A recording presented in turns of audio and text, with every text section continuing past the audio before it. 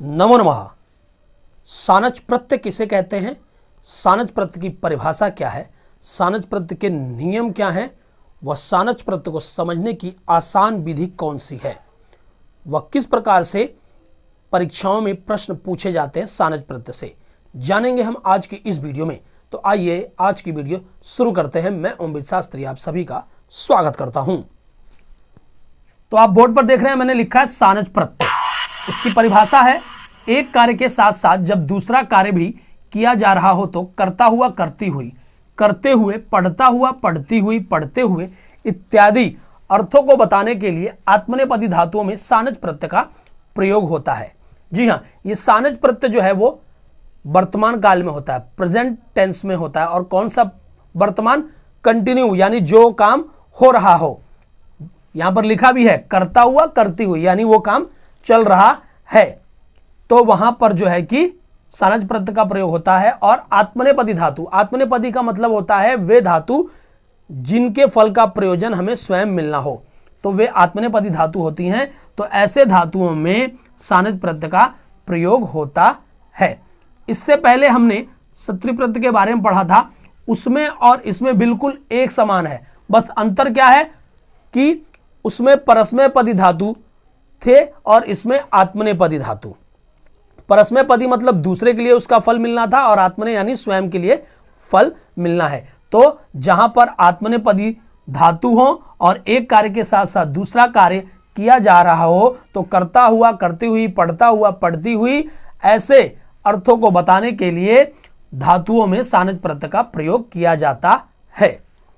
अब हम वाक्य देखते हैं, उदाहरण के माध्यम से समझते हैं इसको। सबसे पहला वाक्य है, सीता आसीना अष्टाध्यायीं पढ़ती।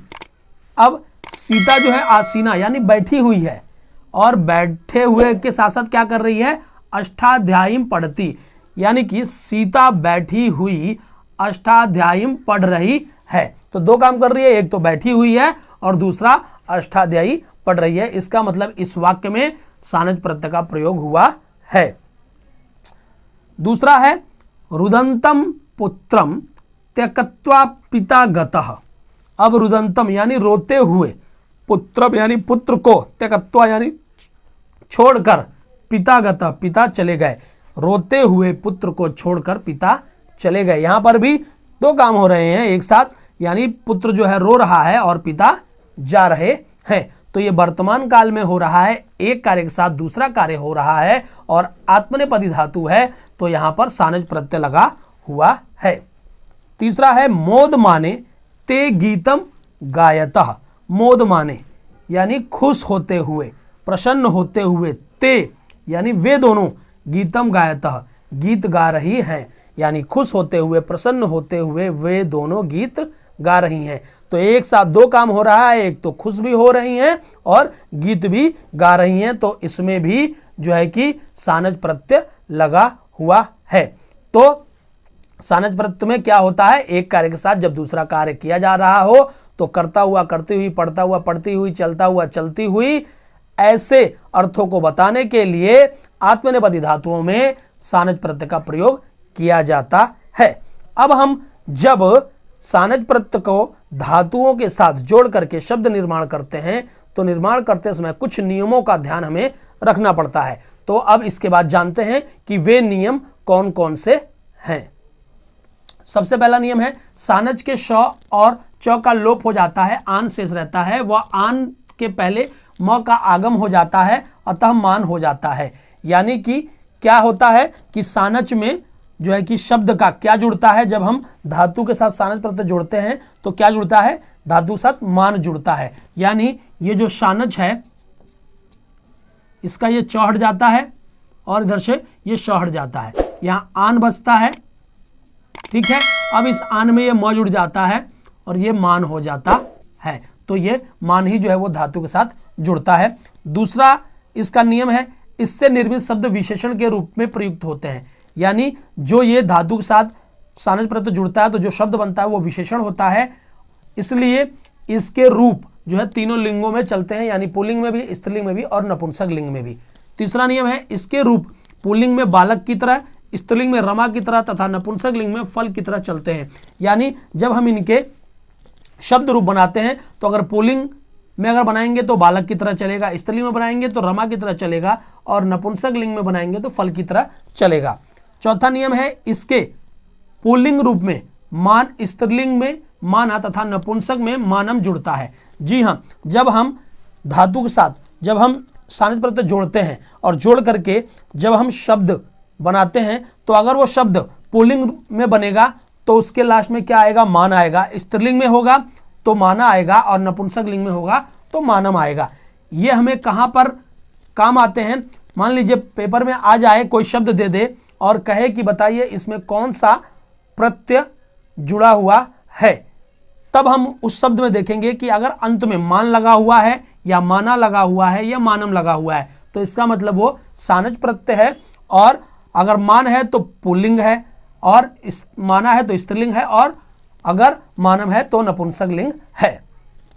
पांचवा है, धातु के अंतिम वर्ण से पहले ऋषि वाला री व उ हो तो गुण संधि के अनुसार क्रम से अर व ओ हो जाता है। यानी कि मान लीजिए ये धातु है और धातु का ये अंतिम अक्षर है, और इस अक्षर से पहले मान लीजिए यहाँ पर इसमें अगर ऋषि वाला रू री हो और उ की मात्रा ऐसे लगी हो, ठीक है, तो क्या होगा, जब हम जोड़ेंगे तो क्या होगा, इनकी जगह इस उ और ऋषि वाले री की जगह अर हो जाएगा और उ की जगह जो है कि ओ हो जाएगा। छठा है, धातु के अंत में अगर ई की मात्रा लगी हो बड़ी ई हो तो यण संधि के अनुसार क्या हो जाता है, ए हो जाता है। ये ई हट जाता है और ए हो जाता है। ये 6 नियम है। अब हम देखते हैं धातु के साथ सानज प्रत्यय जोड़ करके कि किस तरीके से ये नियम हमें प्रयोग में लाए जाते हैं।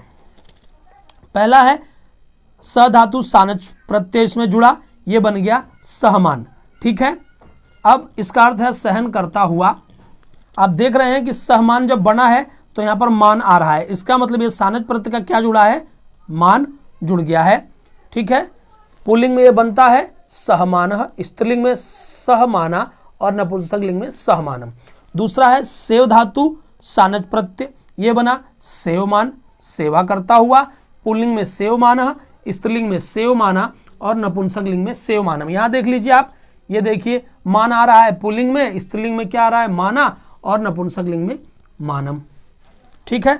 तीसरा है शी धातु सानज प्रत्यय, ये बन गया स्यान, जिसका अर्थ होता है सोता हुआ। यहां पर देखिए सी धातु है, अब यहां पे सी मान होना चाहिए, तो यहां पर सयान क्यों हुआ, क्योंकि ये श में ई जुड़ा हुआ है और यहां पर धातु के अंत में ई हो तो यण संधि के नियम अनुसार क्या हो जाता है, यह हो जाता है। तो इस सी का क्या हुआ है, स बचा है, ई हट गया है, प्लस ई की जगह क्या आ गया है, अय आ गया है, ठीक है। अय आ गया है और सानज का क्या आ गया है, आन आ गया है, म हट गया है उसमें। अब ये जोड़ते हैं तो क्या हो गया, श और अ मिलके श हो गया, य और अब ये मिलके स्यान और न, तो ये हो गया स्यान, जिसका अर्थ होता है सोता हुआ। पुल्लिंग में स्यानः, स्त्रीलिंग में स्याना और नपुंसक लिंग में स्यानम। तो आपने देखा किस तरीके से ई को क्या बन गया, अय बन गया। चौथा है लभ धातु सानज प्रत्यय, अर्थ होता है लभमान, माफ कीजिएगा, बनता है लभमान, अर्थ होता है प्राप्त करता हुआ।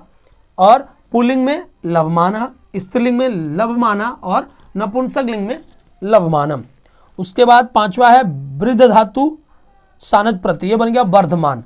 अब ये देखिए वर्धमान कैसे बना, क्योंकि व्री में ऋषि वाला री की मात्रा लगी है और नियम क्या कहता है कि अगर धातु के अंतिम वर्ण से पहले वाले वर्ण में अगर ऋषि वाले री की मात्रा हो तो इस री की जगह क्या हो जाता है, अर हो जाता है। तो देखिए ये वी है, इसमें क्या री हटा हुआ, अब री हट गया तो ये क्या जुड़ गया, इसमें ये अर जुड़ा, उसके बाद ध और उसके बाद मा और न, ठीक है। अब जोड़ेंगे तो क्या हो गया, व और ये मिलकर व हो गया, र और ध, वर्ध और मा और न, ये हो गया वर्धमान।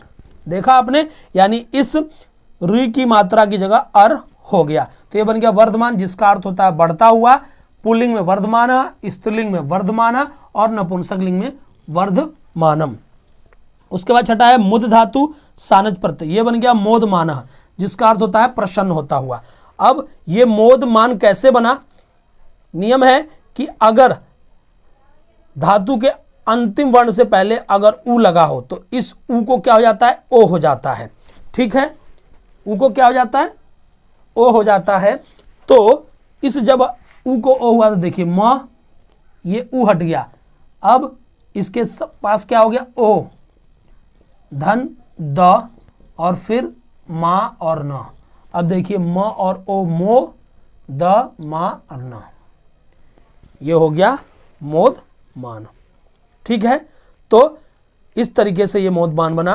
पुल्लिंग में बना ये मोदमानः, स्त्रीलिंग में बना मोदमाना और नपुंसक लिंग में बना मोदमानम। सातवां है यज धातु सानज प्रत्यय बना यजमान, यजन करता हुआ। पुल्लिंग में यजमानः, स्त्रीलिंग में यजमाना और नपुंसक लिंग में यजमानम। उसके बाद वृत्त धातु है सानज प्रत्यय है, ये बना वर्तमान। अब ये वर्तमान कैसे बना है? क्योंकि यहाँ पे ऋषि वाला री है और यहाँ पर इस री की जगह अर हो गया है, इसलिए जो है कि ये वर्तमान बन गया है। तो पुल्लिंग में बना वर्तमानः, नपुंसक लिंग में वर्तमाना और माफ कीजिएगा स्त्रीलिंग में वर्तमाना और नपुंसक लिंग में वर्तमानम। तो इस तरीके से जो है धातु के साथ सानज प्रत्यय जुड़ करके शब्द का निर्माण होता है। अब हम आगे देखते हैं कि किस प्रकार से प्रश्न परीक्षाओं में पूछे जाते हैं। सबसे पहले प्रश्न मैंने लिखा है, आप देख रहे हैं, मुदधन सानज प्रत्यय, यहां पर नीचे मैंने अंडरलाइन कर दिया है, बालकाय मोदकम कथय। इस तरीके से वाक्य दे देगा और यहां पर जो है कि मुदधन सानज प्रत्यय भी लिख देगा और कहेगा इनको जोड़ करके इस वाक्य के अनुसार विकल्प दे देगा और कहेगा कि इनमें से जोड़ करके क्या बनेगा जो यहां आएगा। ठीक है, तो जो मैंने नियम बताया है उस नियम के अनुसार हमें ध्यान देना है कि यहां पर जो है विभक्ति का प्रयोग किया गया है। ठीक है, तो इनके शब्द रूप देख लेंगे और शब्द रूप के अनुसार जो शब्द यहां पर सटीक लगेगा वो यहां लिख देंगे। ठीक है, टिक कर देंगे। ठीक है, तो यहां पर होगा मोद मानाए। ठीक है, एक तो इस तरीके से प्रश्न आ सकता है। दूसरा क्या आ सकता है कि यहां पर ये बिल्कुल खाली छोड़ दे ब्रैकेट और यहां पर लिख दे कि मुद धातु है और सानज प्रत्यय है, यहां लिख दे, यहां पर ये खाली छोड़ दे। इधर भी आ सकता है। ठीक है जी, इधर भी आ सकता है और कहे विकल्प दिया हुआ है।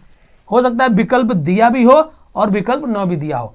कई बार क्या होता है ये विकल्प नहीं दिया होता है, सिर्फ यहां लिख देता है, कहता है कि क्या आएगा जोड़ करके यहां पर लिख दीजिए, और कई बार यह विकल्प दिया होता है।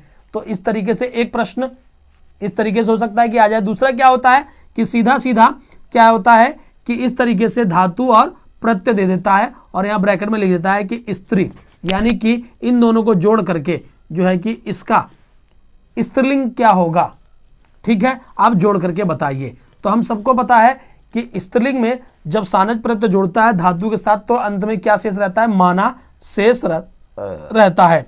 तो ये सेव प्लस सानज, ये हो गया सेवमान, और स्त्रीलिंग होगा तो क्या होगा? सेव माना।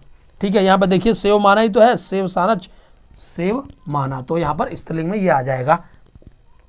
ऐसे भी दे सकता है और कई बार क्या हो सकता है विकल्प दे दे यहां पर 3 और कहे कि ये जोड़ करके इनमें से बताइए क्या आ सकता है, तो वो हम लिख सकते हैं। जैसे मैंने दूसरा प्रश्न में लिखा भी है कि वृत्त धातु सानज प्रत्यय, कहेगा पुल्लिंग शब्द जोड़ करके बनाइए, तो विकल्प दे भी सकता है और नहीं भी दे सकता। तो पुल्लिंग में क्या शेष रहता है? अंत में मान शेष रहता है। तो इनमें तीनों में कहां शेष है? मान शेष है। इसका मतलब ये उत्तर इसका होगा और इसका यहां पर क्या आएगा? सेवमाना, और ऊपर वाले में बालकाय है तो मोदमानाय होगा। तो इस तरीके से प्रश्न पूछे जाते हैं। मुझे उम्मीद है कि इस वीडियो में जो मैंने आपको सानज प्रत्यय के बारे में बताया है वो अच्छे से समझ आ जाएगा और आपकी परीक्षाओं में जो भी प्रश्न आएंगे उनको आप अच्छे से हल कर पाएंगे। तो इस वीडियो में इतना ही, मिलते हैं हमारी अगली वीडियो में। तब तक के लिए आप सभी को मेरा नमस्कार।